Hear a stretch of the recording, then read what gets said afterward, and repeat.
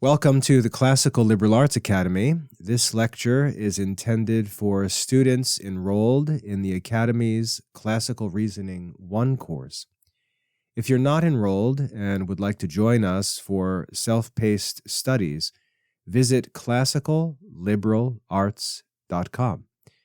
My name is William Michael. I'm the Academy Headmaster, and I'll be leading this study of Chapter 3 of Porphyry's Introduction.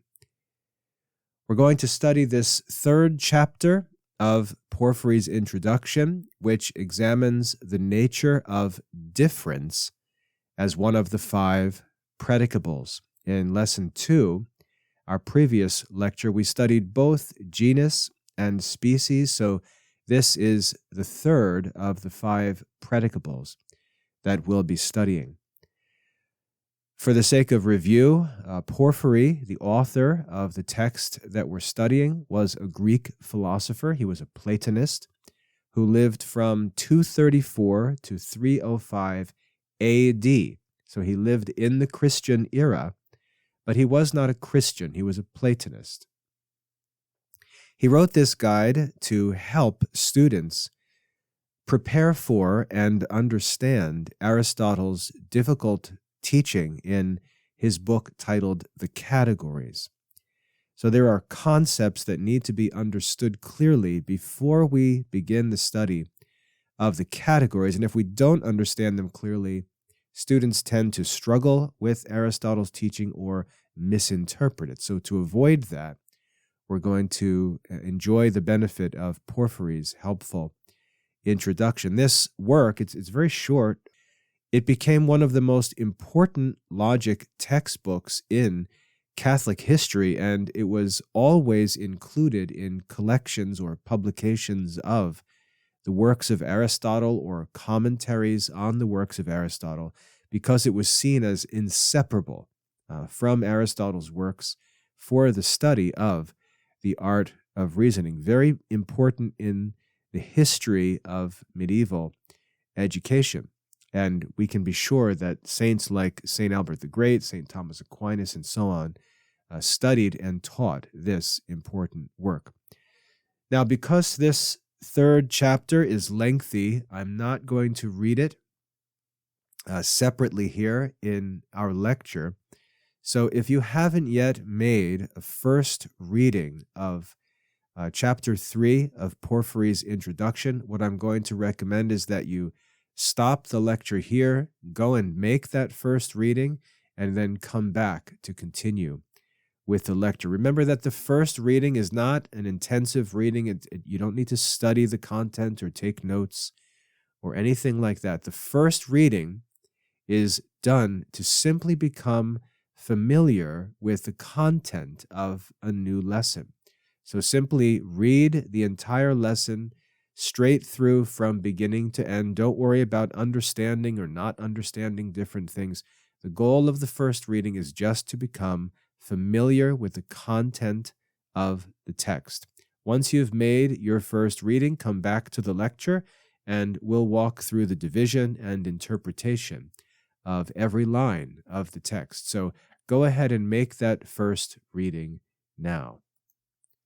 If you've already made that first reading, then we're ready to move on. But before we do, let's take a moment and commit our time to the Lord and ask for His blessing on our studies. Let us pray. Lord our God, in your wisdom and love, you surround us with the mysteries of the universe. Send your Spirit upon us and fill us with your wisdom and blessings. Grant that we may devote ourselves to our studies and draw ever closer to you, the source of all knowledge. We ask this through Christ our Lord. Amen. The purpose of this chapter is to explain the nature of difference, this third of the 5 predicables, to explain the nature of difference and also to explain how it helps us to understand the relationships between different kinds of things. So that's the purpose for this chapter. And as we look at the text, we can divide it into four main parts. We're going to make four divisions of the text. The first part begins at the top of the chapter. We'll call it the three types of difference. The three types of difference, and we read, difference is predicated in common, peculiarly, and most peculiarly. So we see there the first part, the three types of difference. The second part of this lesson begins where we read, beginning therefore again. The second part studies separable and inseparable differences. Separable and inseparable differences. It begins at beginning therefore again. The third part of the lesson begins where we read, since therefore, three species of difference. Since therefore, three species of difference, and we'll call this third section, how differences work in classification. How differences work in classification. And then part 4, the final part of the lesson, begins where we read, these also defining, they say difference. These also defining. That marks the beginning of the fourth part, which contains definitions of difference. Definitions of difference. So we divide this lesson into four parts. Part 1, the three types of difference. Part 2, separable and inseparable differences. Part 3, how differences work in classification. And Part 4, definitions of difference.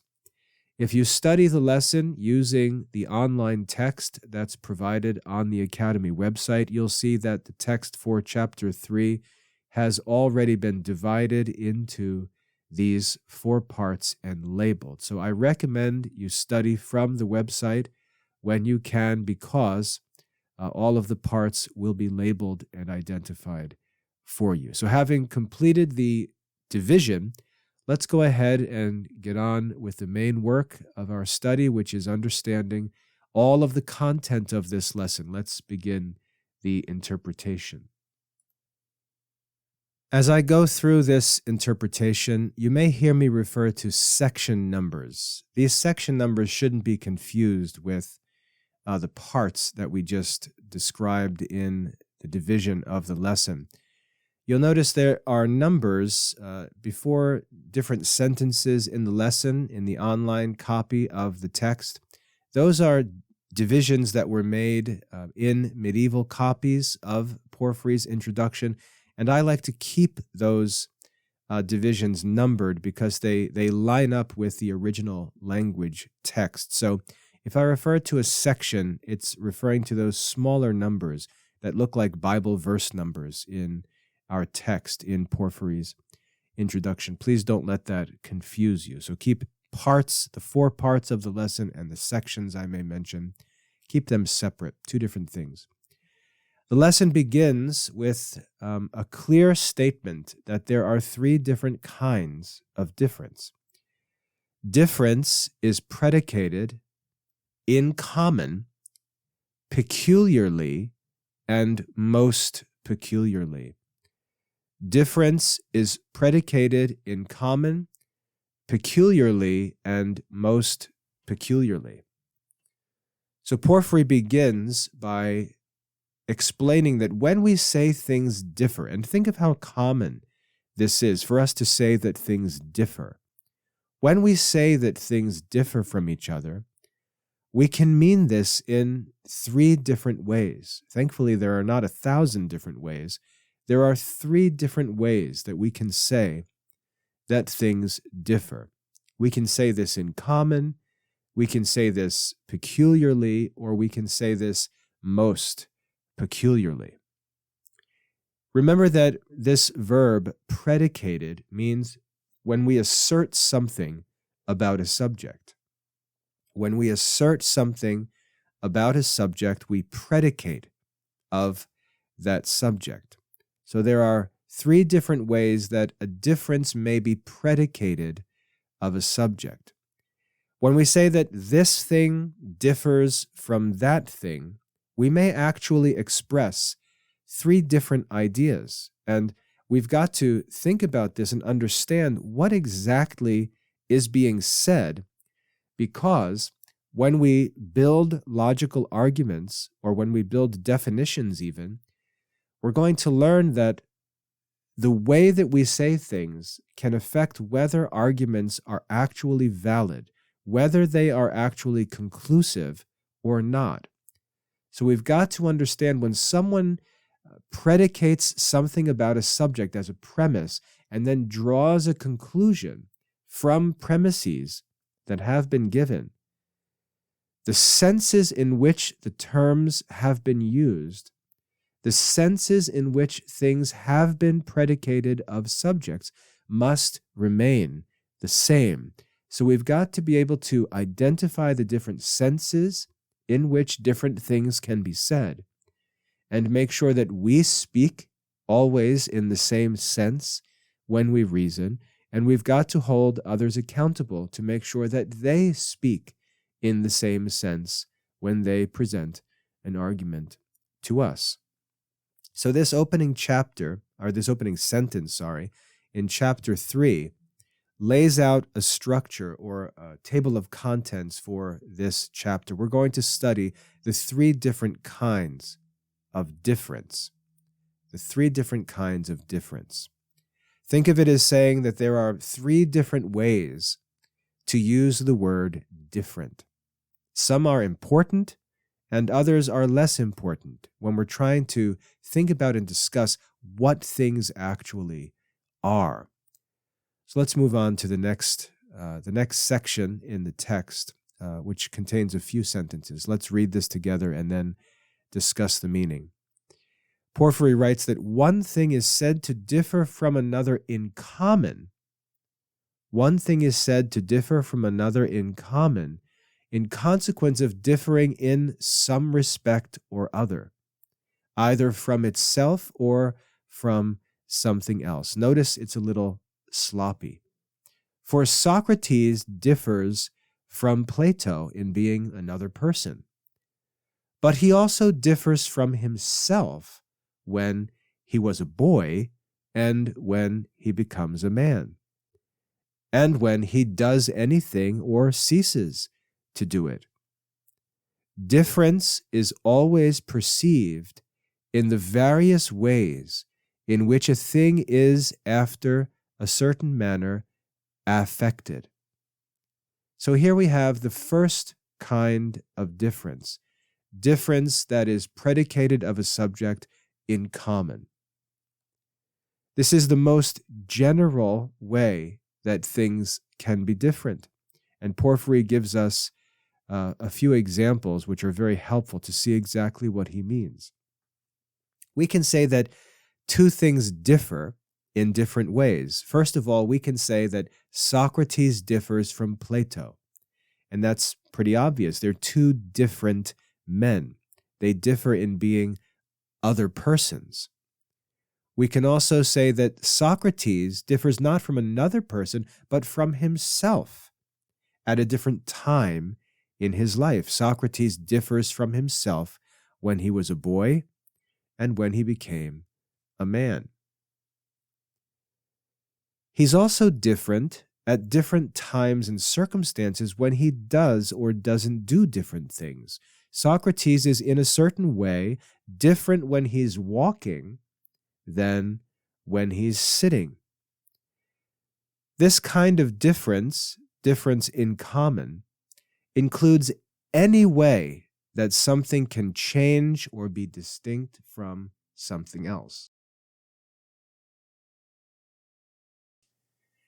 The last sentence here may be a little difficult to understand, so let's take a look at this and make sure the language is clear. We read, "A difference is always perceived in the various ways in which a thing is, after a certain manner, affected with an A, affected. This phrase, after a certain manner affected means in some particular way or condition. In some particular way or condition. So when we identify a difference, we always should consider the different ways in which a thing is said to differ. So this is the broadest sense of difference in common, and it includes all the ways or any ways that two things can be said to be unlike each other. Let's go on and learn about the second kind of difference. One thing is said to differ peculiarly from another when one thing differs from another by an inseparable accident. One thing is said to differ peculiarly from another when one thing differs from another by an inseparable accident. Now, we haven't studied accidents yet. That's one of the 5 predicables. We'll study that last. But we need to understand something of accident to understand what Porphyry's saying here. What is an inseparable accident?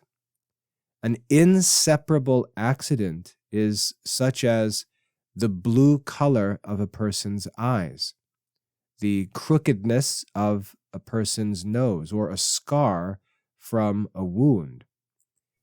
These things are accidents, and one simple way that we'll learn to identify accidents is that they simply don't meet the descriptions of any of the other 4 predicables, but most importantly, accidents are qualities that really don't identify any certain thing. Blue eyes, for example, may be true of a person or of a dog. A wound, a scar, may be present likewise on any person or animal. So accidents are qualities that don't define or identify the real essence or identity of a group of things or of any individual. But here, notice again that we're making a distinction. We're qualifying this and saying an inseparable accident. So it's an accident that does not identify the real essence or nature of a thing, but it's something that can't be separated from that thing. It's an inseparable accident. So the second type of difference is peculiar difference. Peculiar difference. The word peculiar can be thought of as meaning unique. And here in this second division of difference, Porphyry introduces this concept of inseparable accident. Now, as I mentioned, an accident is a quality that belongs to something but is not part of its essential nature. A quality is something that belongs to something else but is not a part of its essential nature. And inseparable means that it can't be removed from that thing or changed. So if someone has blue eyes, the color of their eyes is accidental, but it's inseparable. It's not like having a fever, which would be accidental, but separable. It can come and go. Blue eyes are somewhat permanent if we think about them. They're inseparable. A man could have a crooked nose, a nose that has a certain shape. It's not going to change. He can be identified by his crooked nose.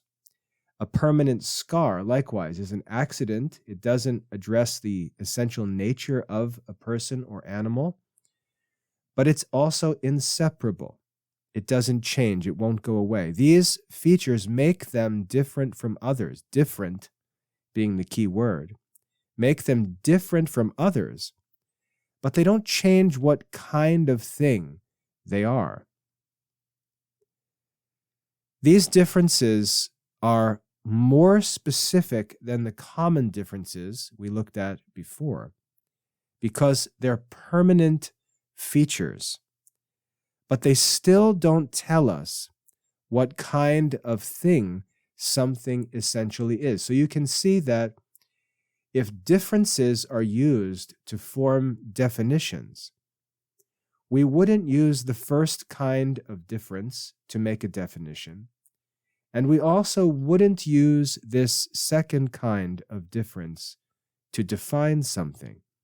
We would rarely use it in a logical premise. So these two first kinds of difference, we're moving from most general to more peculiar, but we're still not to the point where something actually differs from another thing in its essential nature. So note the kind of differences and what they mean, what the significance is of these different kinds of differences. Let's move on to the next section. We learn about the third kind of difference. One thing is also said to differ most peculiarly. This is the third kind, most peculiarly, from another, when it varies from it by a specific difference. One thing is said to differ most peculiarly from another, when it varies from it by some specific difference. Thus, a man differs from a horse by a specific difference, namely, by the quality of being rational. If we say that a man and a horse are different, they are different in a most peculiar way because they differ in a specific difference, namely in being rational or irrational. So this third and most important type is most peculiar difference, also called specific difference. This is when things actually differ in their essential nature, in what they fundamentally are. A human differs from a horse not just in accidental features, but in being rational, in being able to think and reason. This difference tells us what kind of thing each one is. Now that's important because remember, difference is used to form definitions. I think I mentioned in the previous lecture that a definition is formed by identifying the genus of a thing and its difference. A genus and its specific difference. A genus is divided into species by specific difference. That's what specific means. It means relating to or making species. So a most peculiar difference is a difference of specific difference. Not any kind of difference, whether it be accidental or circumstantial or whatever.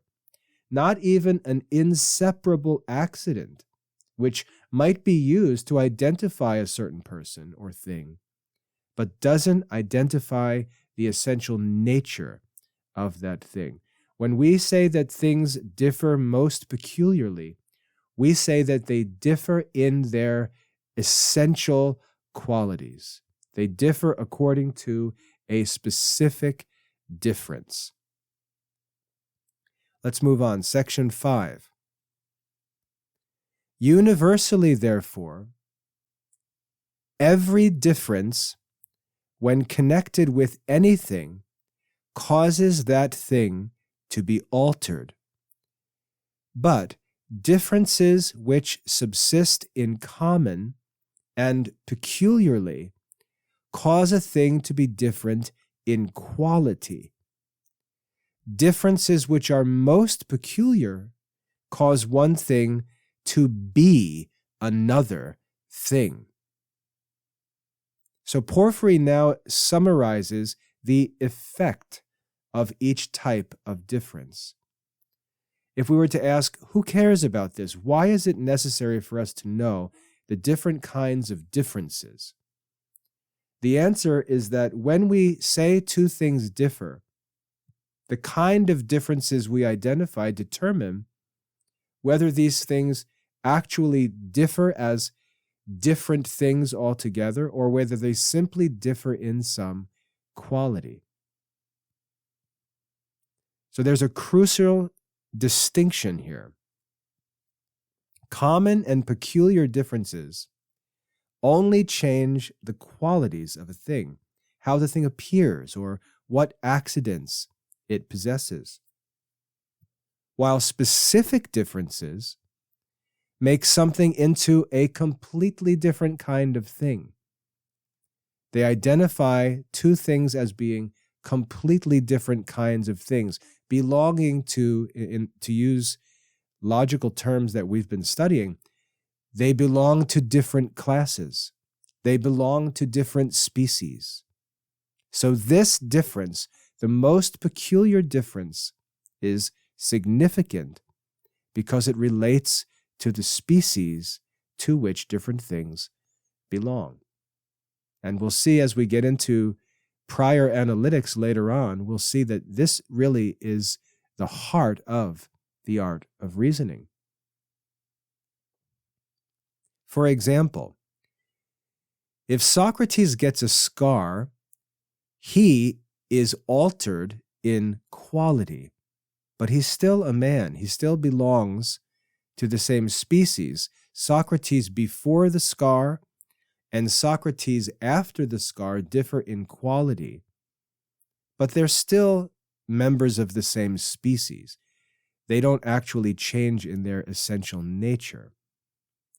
The difference between being rational as a human and irrational as an animal is to say that two things differ entirely. They differ in their natures. They belong to different species, different groups of things. And that's very significant. Moving on to section 6.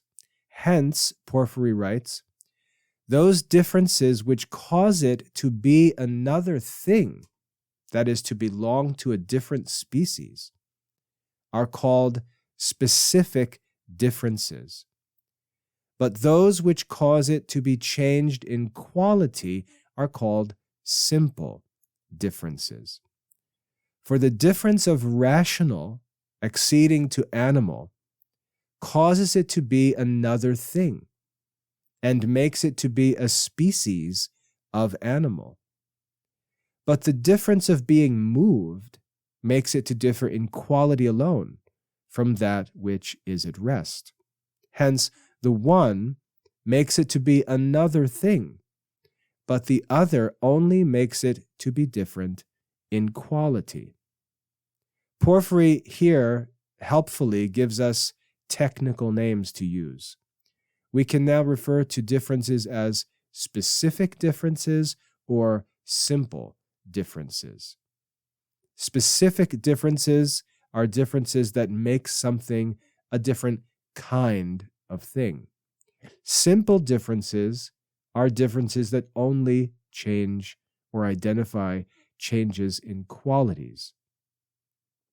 The word exceeding that's used in the text here, and make sure you identify it, acceding, ACC, not exceeding, EXC. Acceding means being added to. Being added to. That word acceding, the prefix AC, actually comes from the Latin ad, which means to or towards, and seeding means going. So acceding means going toward or being added to something. When we add the difference rational to the genus animal, we get a new species. We divide animal into two species by the specific difference of rational. We get the species man. But when we add being moved to something at rest, we don't get a new kind of thing. We just get the same thing in a different state. This distinction in the different kinds of differences, what exactly we're saying about two different things, is fundamental to understanding how we classify things, which is essential to the art of reasoning, and how we define things in the world. So these two most important activities in philosophy, classifying things and defining things, depend upon a right understanding of this predicable difference. Very important. Section 7, Porphyry writes, according to specific differences, therefore, which cause a thing to be another thing, the division of genera into species are produced, and the definitions are assigned, which consist from genus and differences of this kind. But according to those differences which alone cause a thing to be different in quality, alterations alone are constituted, and the mutations of that which subsists after a certain manner. In this section, Porphyry explains the practical importance of specific difference. He explains the so what when we study this topic. Specific differences are what we use, philosophically speaking. Specific differences are what we use to divide broad categories as genera into more specific categories as species. And remember, this is not just random. We're not just randomly organizing things into different groups. We're asking, what are these things? What classes must exist based on the nature of different things? What divisions exist in these classes? What significant, essential differences exist in these classes? What groups necessarily or essentially exist in these larger groups? We're not just organizing into whatever groups we like or whatever groups are convenient, but we're seeking to understand different things as God Himself intended for them to be understood. We're seeking to order our thoughts according to what is true, true in the mind of the Creator Himself. So in order to make this significant division or classification of things, we've got to be able to identify what things are, and we've got to identify how they significantly differ, how they differ according to species. Now, I mentioned that differences are important for creating definitions, which is as important as any task can get in philosophy. A proper definition, the definition of anything, is not merely a description, and you should learn to distinguish when you're speaking about things. Learn to distinguish between definitions and descriptions. Most of the time that you're asked what a thing is, you'll give a description.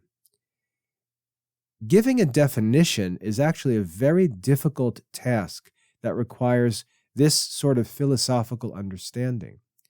We've got to be able to identify the genus and the specific difference of a thing. So as I said, most of the time what we call definitions are actually descriptions. A proper definition combines a genus with specific differences. For example, if we were to ask, what is a human? And we wanted a definition. What is a human? The answer is that a human is a rational animal. A human is a rational animal. Animal names the genus, and rational names the specific difference that separates human from all other animals. Simple differences, on the other hand, only account for changes or alterations in things, not for essential definition. So if we were to say, what is human? A human is a blue-eyed animal. In a sense, that sentence is true, but it's not a definition.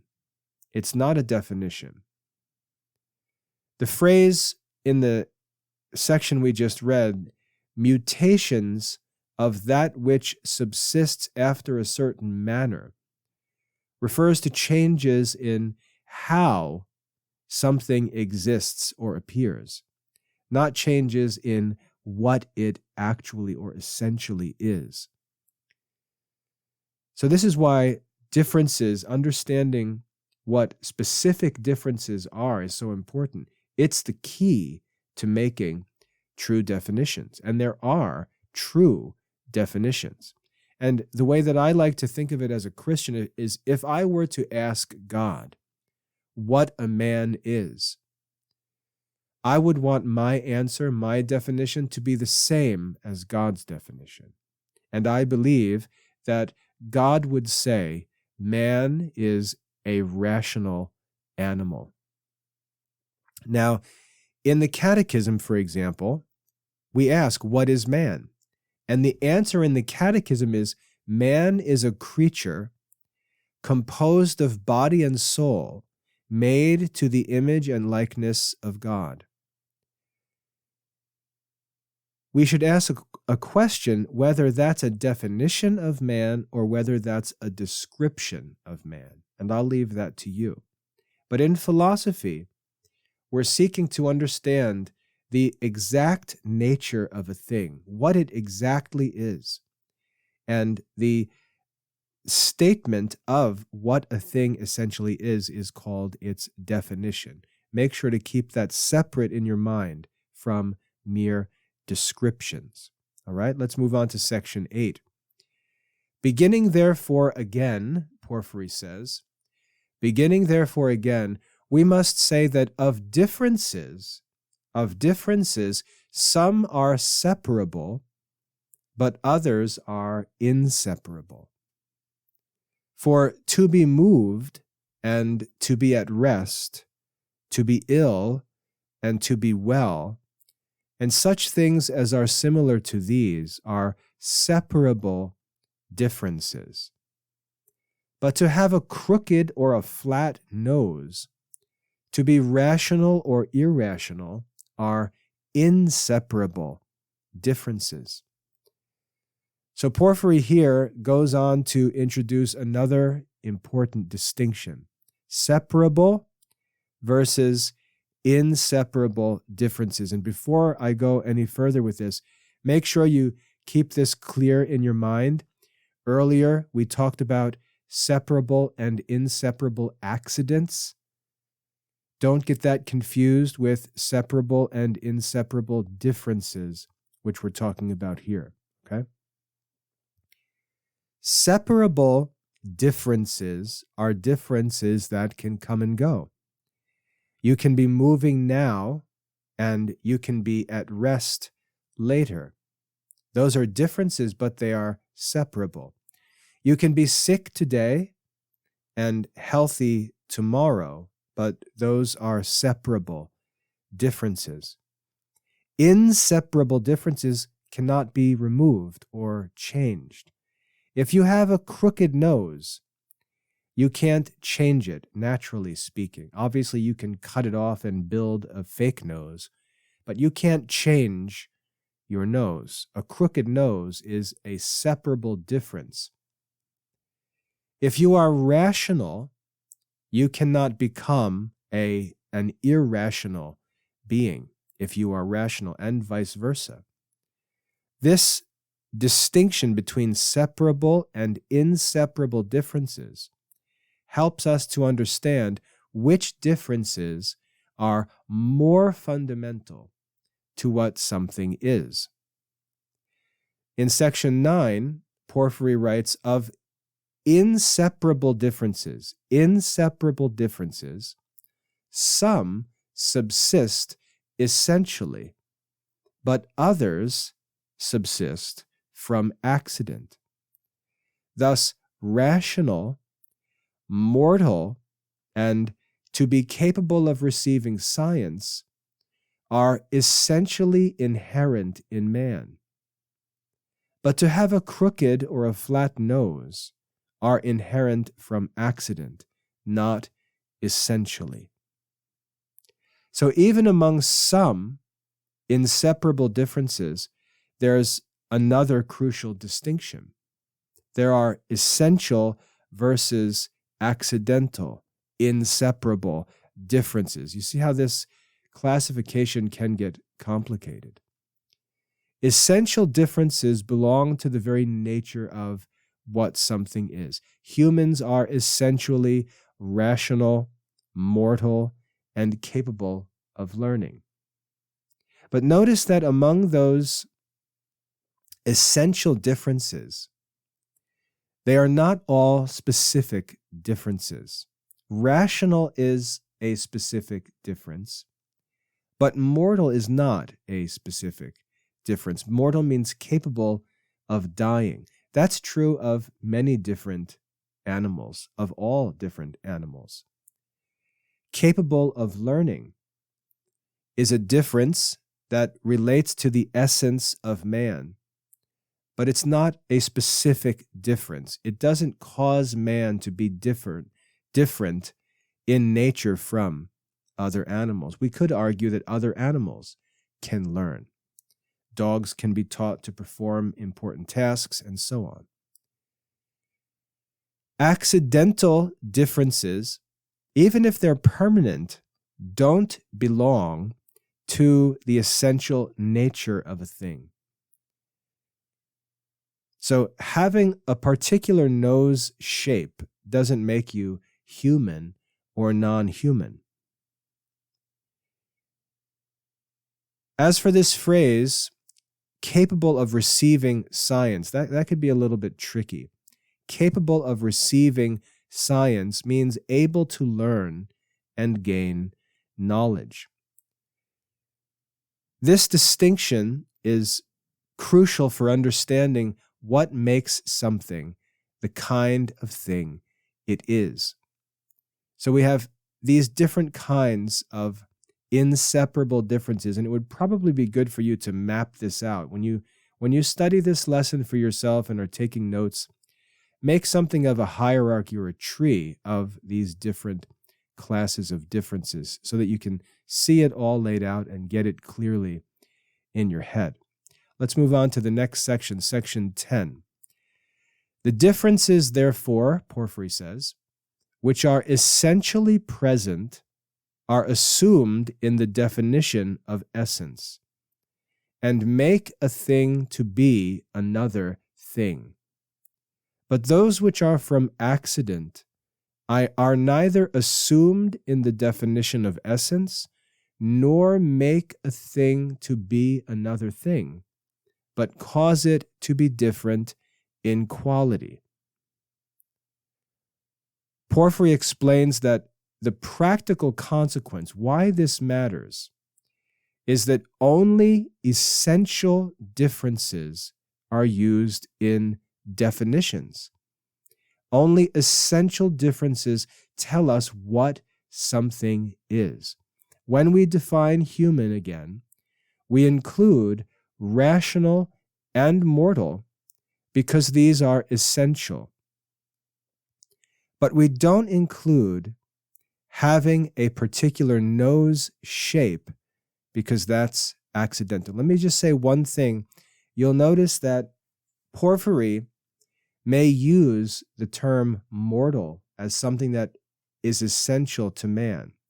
And yet we can think of examples of men who never died.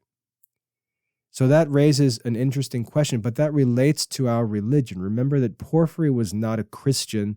Porphyry didn't necessarily study the sacred scriptures or divine revelation. So accounts that we have in our Christian tradition of men not dying, men like Moses and the prophet Elijah, or I believe Enoch in the Old Testament is said to possibly not have died. There are questions about what exactly happened to the Virgin Mary at the end of her life, and so on. If it's possible for a human person to not die, then mortal would not be essential to human nature. So that's an interesting point of controversy that might exist between someone who believes in the sacred scriptures and someone who doesn't. I just want to clarify that because it seems that Porphyry would include mortal in the essential definition of man. Essential differences create different kinds of beings. Accidental differences should not be included in definitions. That's why this issue with mortal becomes significant. Accidental differences should not be included in definitions because they only create variety within the same class of beings. In section 11, Porphyry goes on and says, "Those differences indeed which are essential do not admit of more and less. Those differences which are essential do not admit of more and less. Those differences which are from accident or which are accidental, even though they should be inseparable, admit of intention and remission." And we'll define these terms in just a second. "For neither is genus more or less predicated of that of which it is the genus, nor are the differences of genus according to which it is divided. These are the things which give completion to the definition of everything. But the essence of everything is one and the same, and neither admits of intention or remission. To have a crooked or a flat nose, however, or to be after a certain manner colored, do admit of intention and remission." So here in section 11, Porphyry gives us a good test to use to determine whether a difference is essential or accidental. We have a test given to us. Essential differences, when we have a difference that's essential, it doesn't come in degrees. So a human being can't be more rational or less rational than another human being. We can say that. And again, this is why this careful study of language is so important.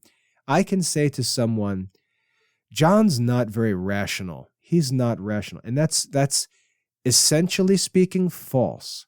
As a human being, John is rational. He is as rational as any other human being. He may be acting in an irrational way or acting as if he were irrational, but he is rational. So those are examples of using the term in different senses. We're not speaking very carefully or exactly. We're speaking figuratively. We see the terms here in this section, intention and remission. Intention and remission. These are simply older English terms for increasing and decreasing. So essential differences do not allow intention and remission. They don't allow degree. You can't have more or less. Essential differences do not admit intention and remission. And it's good for you to learn this philosophical language. Essential differences do not admit intention and remission. That is, they are not present in things in different degrees. They're either present or not present. Accidental differences, however, and here's the difference in the test, accidental differences do come in degrees. Two men may have crooked noses, but one man's nose can be more crooked than another because crooked nose is an accidental difference. Colors can be more and less intense. So we can look at two things, and it can be true of them that they are both blue, but one can be more blue than another. For example, if we look at the blue color of the sky and the blue color of the ocean water, it's clear that the blue color of the sky is more blue than the blue of the ocean water, which may be mixed with a tinge of green. So accidental differences will be present in degrees. They do admit of degrees, but essential differences do not. This is because the essence of a thing is either present or absent. You either are a certain kind of thing or you are not. But accidents can vary in degrees while the thing remains the same kind of thing. A good test for distinguishing between essential and accidental differences. Let's move on to section 12. Porphyry says, since therefore three species of difference are beheld. Notice the language here. Species of difference. Difference is like the genus, and it divides into three different classes, three different smaller classes, and these are species. Three species of difference are beheld. Some indeed are separable, but others inseparable. And of the inseparable, some are essential, but others from accident. Again, of essential differences, some are those according to which we divide genera into species, but others are those according to which the things divided become specific.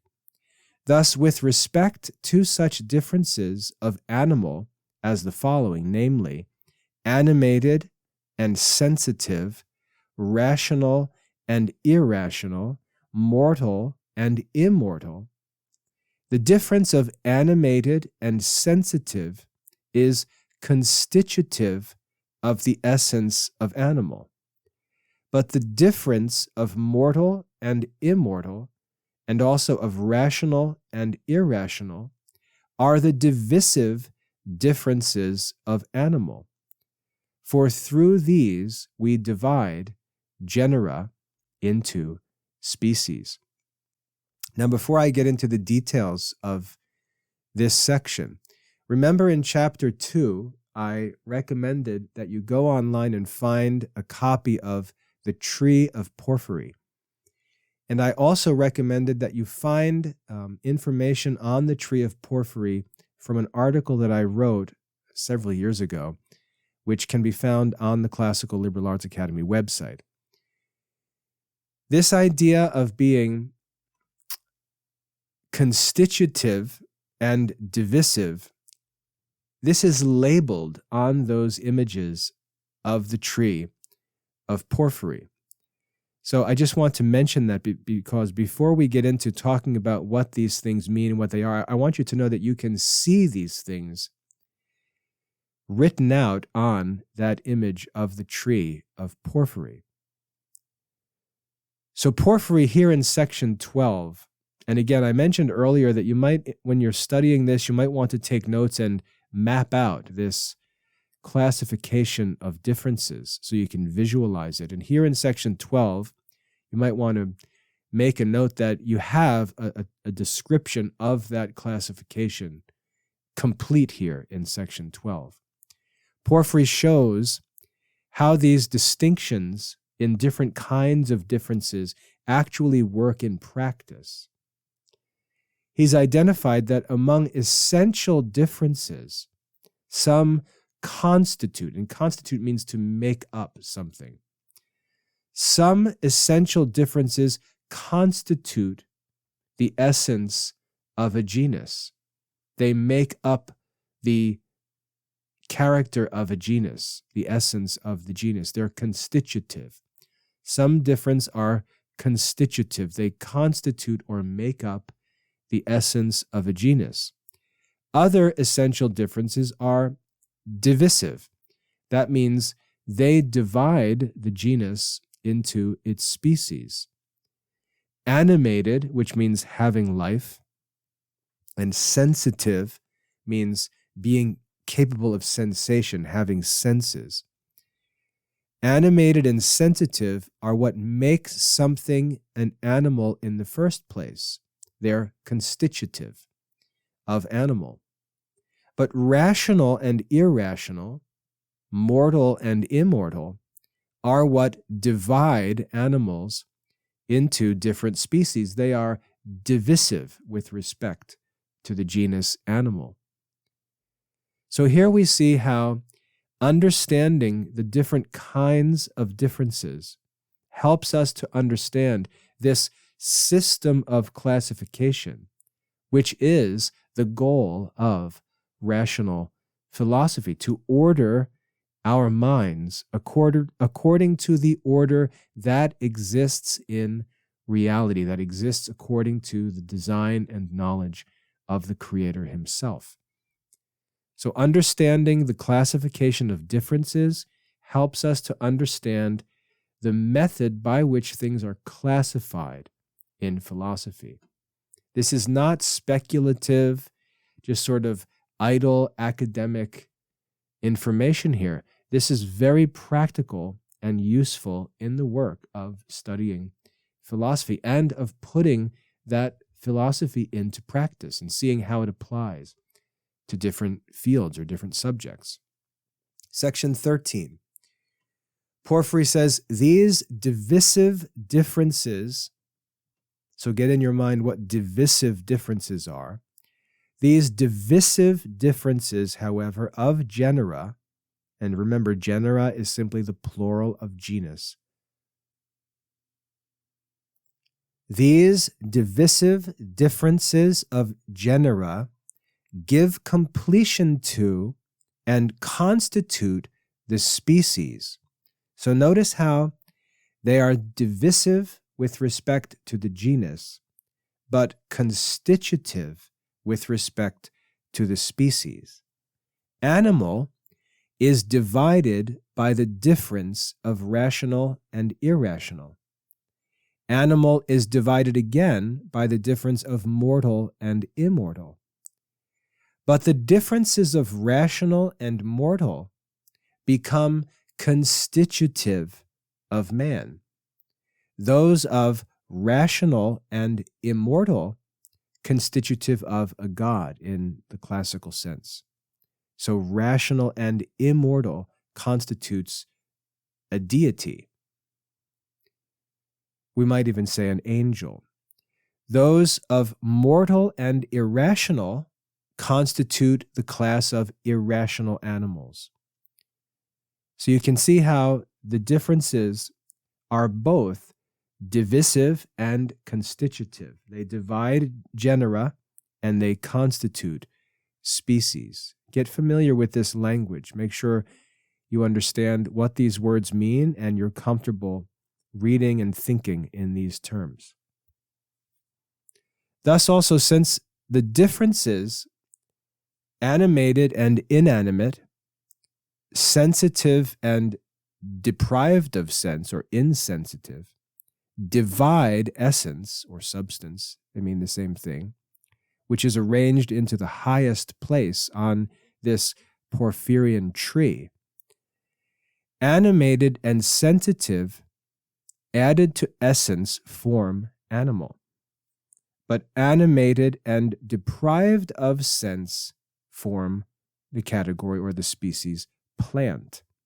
So notice how this ability to identify the genera and the differences are the means by which this entire system of classification in philosophy is established. Very, very important. So in this section, and that was section 13, we see the systematic way that differences work to create a hierarchy of classification, real philosophical classification. We start with the broadest category, and we're given substance or essence as a broadest category. We add differences to create more specific categories, to divide the genus into categories, namely species. So substance plus animated plus sensitive gives us animal. Substance plus animated plus not sensitive gives us plant. Animal plus rational plus mortal gives us humans. Animal plus rational plus immortal gives us a divine person. Animal plus irrational plus mortal gives us non-rational animals. And we can see that this creates this system of classification, this method of classification in philosophy, which medieval philosophers called the tree of Porphyry. It's a systematic classification of all beings. And so the goal, you can see in rational philosophy, is to get this order to be the order of our own minds, to order our minds according to this philosophical order. And you can see how important these predicables are going to prove to be. They're crucial to study and understand and make effective use of rational philosophy, or the art of logic. Section 14, Porphyry says, "Since, therefore, the same differences assumed in a certain respect become constitutive, and in a certain respect become divisive, all of them, whether constitutive or divisive, are called specific." So Porphyry notes in section 14 that the same difference can function in different ways depending on the level of classification. Rational helps to constitute the essence of human beings. It's constitutive with respect to human beings, but it also divides animals into rational and irrational species. Constitutive with respect to human beings, divisive with respect to animals. And because these differences are involved in creating species, they are called specific differences. The word specific means making species. They're called specific differences regardless of whether they're constitutive or divisive at any particular level. Porphyry goes on to say, these are especially useful in the divisions of genera and in definitions.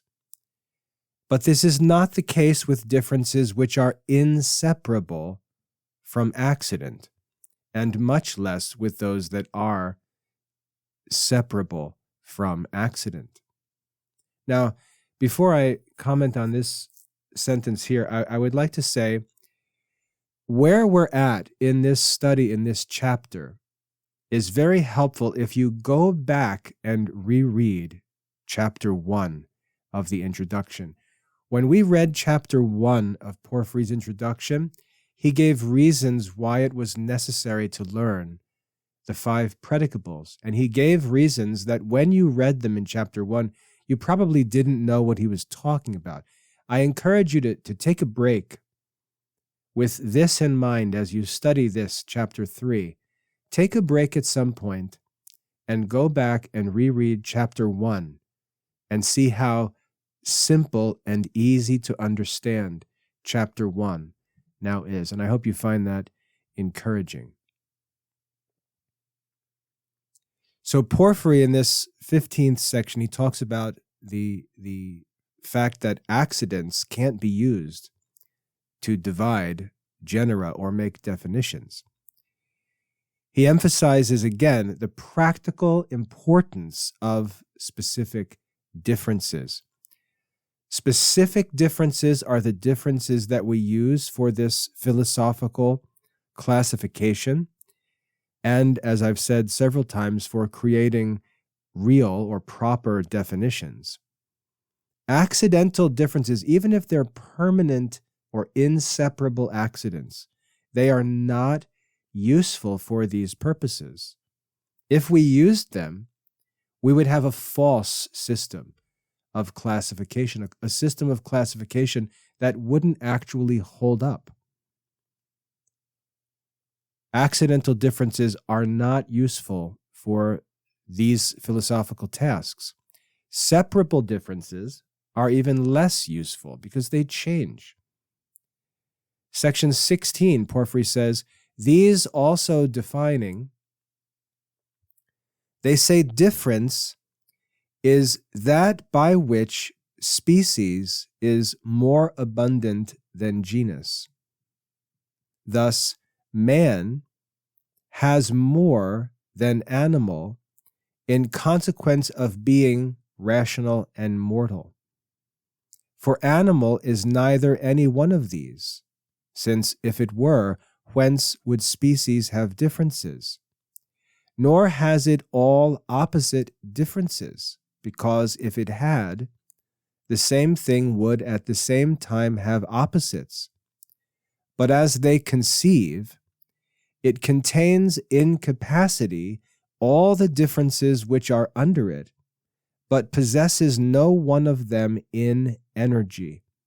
And thus, neither is anything generated from non-entities, nor will opposites subsist at once about the same thing. Now, that's a very difficult passage to read and understand, and I would recommend that you take some time and reread it multiple times to get all of the content of that section into your mind before you attempt to study and understand its meaning. Very difficult section there, section 16, but we'll work through it and make sure everything becomes clear. What's important in section 16 is that Porphyry gives more formal, more philosophical definitions of difference. The first says that a difference is what makes a species more abundant. And this language is confusing because you've got to have in your mind the image that Porphyry has in his mind. And I have to say, he doesn't communicate it very clearly here. The first definition of difference says that a difference is what makes a species more abundant than its genus. A difference is what makes a species more abundant than its genus. And what it means by more abundant is having more characteristics. So if we were to think, what is a human? We would not be able to list many characteristics. We could say a human is a rational animal. Maybe we could add mortal, depending on how we view that. But an animal doesn't contain all the characteristics that its species would contain. So a difference gives a species or makes a species more abundant. It has more characteristics than its genus does. Humans have, with respect to qualities, humans have everything that animals have, plus rationality and mortality. If you were to say that animals have rationality, you would be false, because not all animals have rationality. But it's true that humans have rationality. They have more qualities. More qualities can be asserted truly of human than animal. Remember, we learned that genera are predicated of species, not species of genera. That we talked about the logic of predication. I believe that was in chapter 2. Humans as far as qualities are concerned, what can be predicated of them, have everything predicable of them that animals have, plus rationality and mortality. But the genus animal is neither rational nor irrational. As I just explained that. If it were rational, again, this can be confusing because you could say, well, if animal contains man, isn't animal rational? Doesn't it contain rational? No, because rational is not true of all animals. Rational is only true of those members within animal that belong to the species human. So animal in this sense doesn't contain rational or mortal. They can't be predicated truly of animal, only of some animal. You can see how we're getting really into the study of logic here. The genus contains incapacity or potentially all the differences of its species, but possesses none of them in energy or in actuality. Now we're getting very scholastic, right? This is becoming very Aristotelian. The genus, we could say, does contain the qualities of its species, but it doesn't possess them in actuality. It possesses them in capacity. That is, we can say an animal may be rational. Animal possesses rationality in potential, but not in actuality. We can say that man is rational in actuality, or in energy in actuality. So note what these ideas of incapacity or potentially and in energy or in actuality mean. Very important concepts. So this explains how new species can arise from genera without creating any contradictions. So that section there, section 16, is packed with philosophical content, and I hope that you can see that as we work through this, we're now beginning to rise into the study of these more complex ideas, and you can do so with understanding. I'd talk about that more, but we've got to get moving on this and finish this lesson. We're already at an hour and 12 minutes. Section 17, Porphyry says, they also define difference as follows.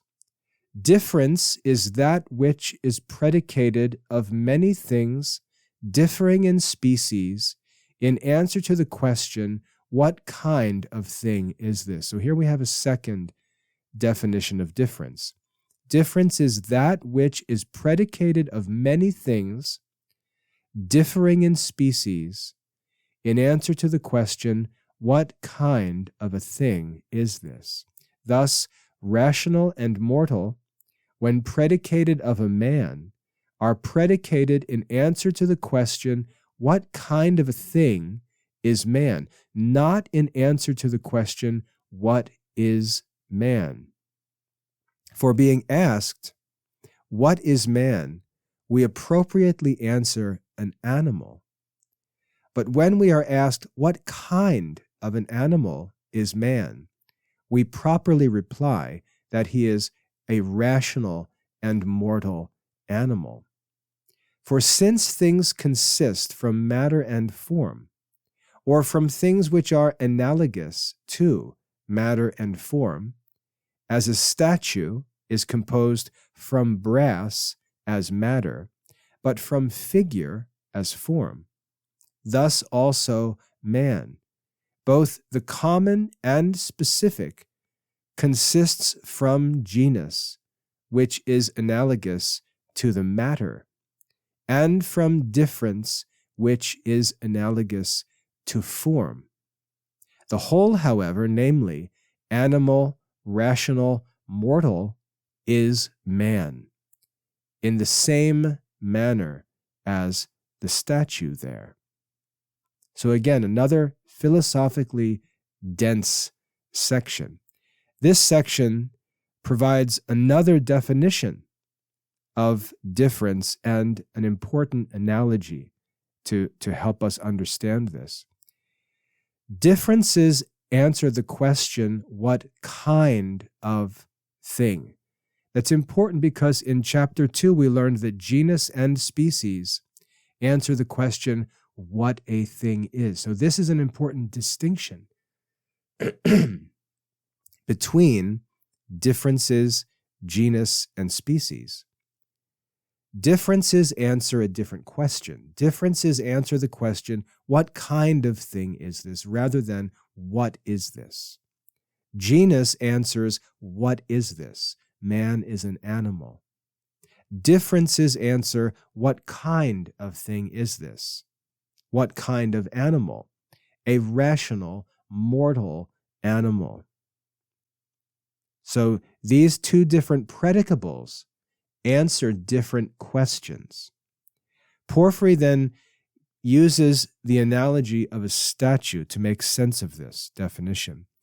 He says, just as a statue is made of material or matter, it's made of bronze, and shaped by form, namely the figure that the statue represents, so a species is made up of genus, which is like the matter of the species, and shaped by the differences, which are like the form of the species.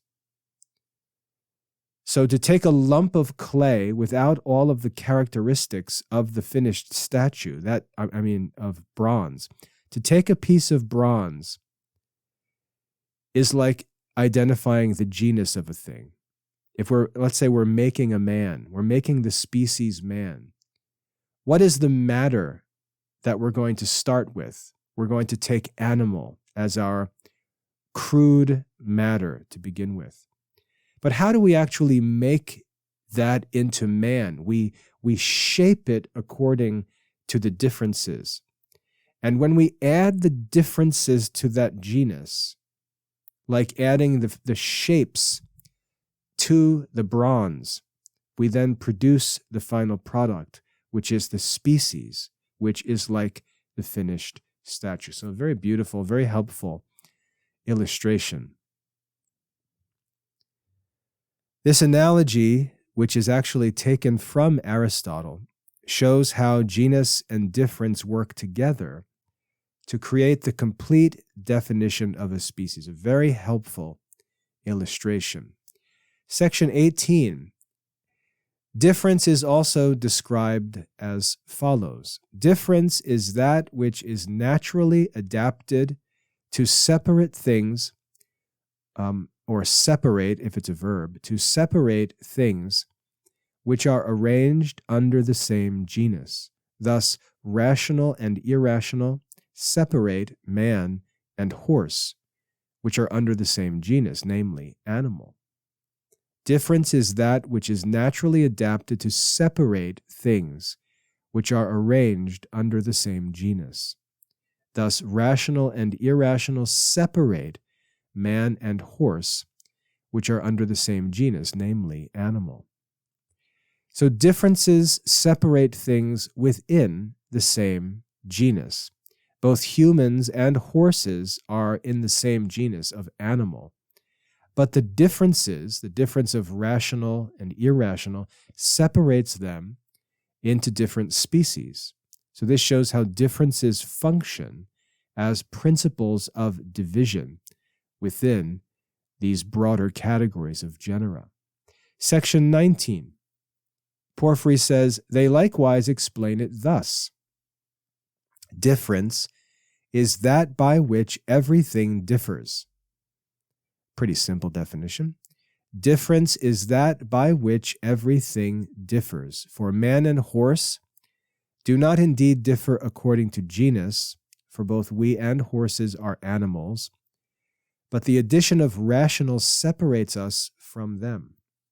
We also and angels are rational, but the addition of mortal separates us from angels. This fourth definition that we read in Porphyry emphasizes the differences are what actually distinguish one thing from another at the essential level. Humans and horses don't differ in genus, both are animals, but they differ in specific difference, rational versus irrational. Likewise, humans and angels, they don't differ in rationality, but they differ in mortality. Humans are mortal, angels are immortal. And this fourth definition shows how differences work at different levels to create precise distinctions. Section 20, Porphyry writes, "Those, however, who more elegantly discuss what pertains to difference do not say that difference is anything casual which separates things under the same genus, but they assert it to be that which contributes to the essence and very nature of a thing, and which is part of a thing. Thus, to be naturally adapted to sail is not the difference of man, though it is the peculiarity of man. For we may say that of animals, some are naturally adapted to sail, and others are not, separating man from the other animals. But a natural ability of sailing does not give completion to the essence of man, nor is it a part of his essence, but is alone an aptitude of it, because it is not such a difference as those which are called specific differences. Hence, specific differences will be those which produce another species, and which are assumed in explaining what the very nature of a thing consists, or in what the very nature of a thing consists." So here, as we get to the end of this lesson, Porphyry concludes with an important refinement. Not every characteristic that separates things within a genus counts as a true specific difference. The ability to sail might separate humans from other animals. No other animals have the ability to sail, but it's not part of human essence. It's just a peculiarity. Note key word, that's another one of the predicables. It's a peculiarity of man, an aptitude of man that follows from our essential nature. But true specific differences must contribute to the essence and be part of what makes something the kind of thing that it is. They must produce another species. That's what it means to be specific. They must produce another species and be necessary for the explaining the essential nature of that species. Note again in that section, section 20, we're introduced to the idea of peculiarity, which is the fourth of the 5 predicables. And lastly, in section 1, the last sentence of this chapter, Porphyry concludes, "Thus much may suffice concerning difference." So he concludes his treatment of this third predicable, difference, having shown how this concept, and very clearly has shown it, how this concept is essential for understanding the structure of reality, talking about the division of things into their classification, and for creating proper definitions. And that brings us to the end of this lesson. Now, before we finish, I'd like to give you 10 points of memory work, which provide a good summary of the key points of this lesson. Very, very long, and some of the parts very difficult. You're going to have to reread and chew on them some more, but I think we've done a sufficient job of explaining all of the necessary concepts and terms that need to be explained. So for memory work, 10 points. Number 1, difference is predicated in 3 ways: common, peculiar, and most peculiar. Difference is predicated in 3 ways: common, peculiar, and most peculiar. Number 2, common differences cause things to differ in some respect or other. Common differences cause things to differ in some respect or other. Number 3, peculiar differences are caused by inseparable accidents like eye color. Peculiar differences are caused by inseparable accidents like eye color. Number 5, most peculiar differences are specific differences that make things different kinds of beings, that make species. Most peculiar differences are specific differences that make things different kinds of beings. Number 5, some differences are separable, others are inseparable. Some differences are separable, others are inseparable.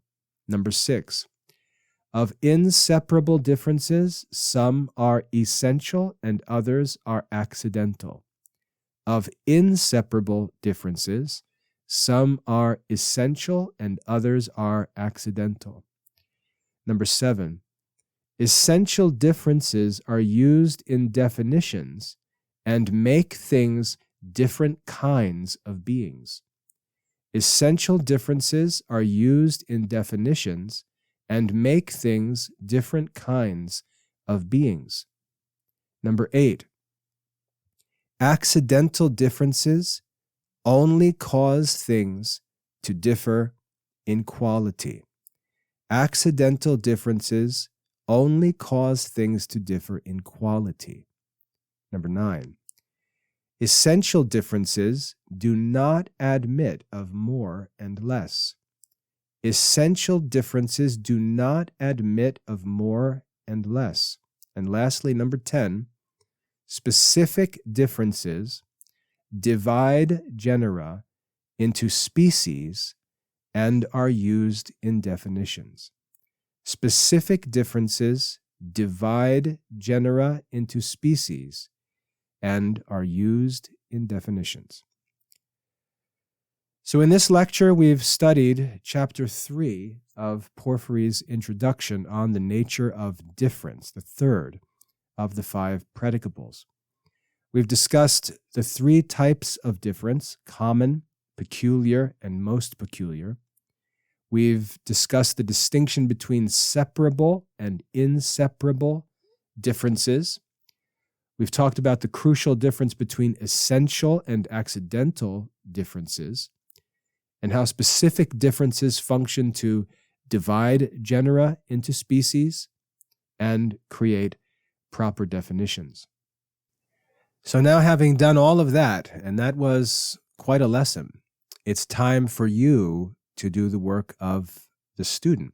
It's time for you to reread this lesson, study all of the details of the lesson for yourself, for mastery, to develop your understanding by using the graded assessments that are available, in preparing your answers for them and in studying for quizzes and tests, and then to demonstrate that understanding by mastering those assessments and also by being capable of discussing these things. If you'd ever like to just practice discussing these things, get in touch with me and let me know. We can just have a chat back and forth, because it takes time to just chew on these things and digest them and really make them part of our own thinking. So do the work of a student and make this learning yours. That's what comprehension means. It means to take hold of a subject. Now, if you have any need for help or support, please, you have a couple of different options. One, you can go to classicalliberarts.com/support if you have any questions you'd like to discuss privately, or you can post any questions on the support forum on the course page in the Studium or Study Center. Feel free to post questions or comments, even thoughts you have observations that pop into your head as you're studying, anything you'd like to share with me or with other students, feel free to post that content on the support forum, which provides us with a place to share ideas and to work through these studies together. Again, my name is William Michael. I'm the headmaster of the Classical Liberal Arts Academy, and I hope that you find this lecture helpful. God bless your studies.